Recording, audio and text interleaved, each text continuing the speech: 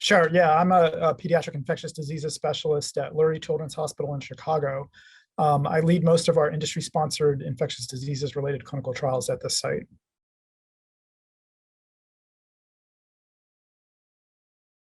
Yeah, so respiratory syncytial virus is actually a relatively common virus, which in most people causes a seasonal cold, usually in the wintertime.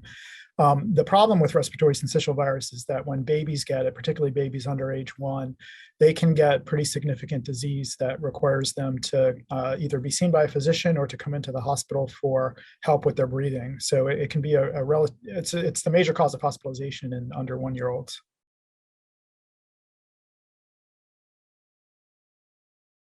Yeah, so many pediatricians are familiar with this drug palivizumab, which is used to protect high-risk infants who have RSV infection. And that's an antibody, which is similar to, I mean, I think people are now familiar with antibodies from our experience with the coronavirus. It's an antibody which binds to the virus and helps to prevent it from infecting cells. The advantage that nirsevimab has over this previous drug, palivizumab, is that number one, it binds more strongly to the virus, and so it's more effective at keeping it from infecting cells and causing disease.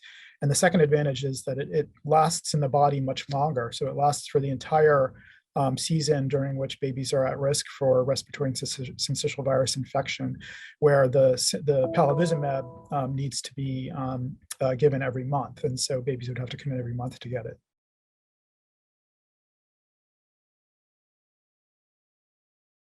Yeah, so the MELODY trial is actually one of 3 trials for this drug that will, I think, be used to support its application for approval by the FDA.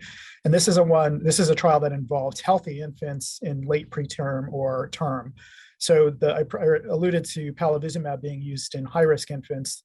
Those are infants that have heart or lung disease when they're born, and many of the infants with lung disease are premature infants.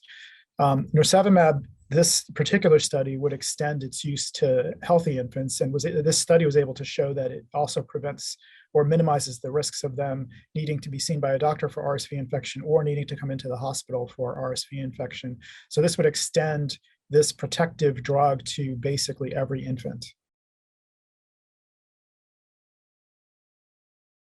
Yeah, so this would, I mean, the findings were that the rate of what we call medically attended lower respiratory tract infection, or babies needing to be seen by a doctor for RSV infection, was decreased by about 70% in healthy infants. So if every infant were able to get this drug, that would decrease not just the risk of them having disease, which is itself a reason to give a drug, but also, decrease the need for their parents to take time off of work to bring the baby to be seen by a doctor, or to keep the baby at home while they're watching them to see if they get worse, or the risk of babies coming into the hospital and needing treatment for the infection. So this is a pretty significant advance.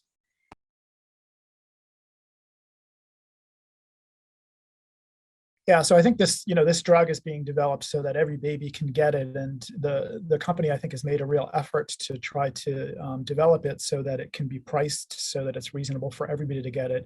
So I don't think that they're looking to give it to just high-income countries. They're looking to extend it worldwide, and this study was done worldwide in part for that reason.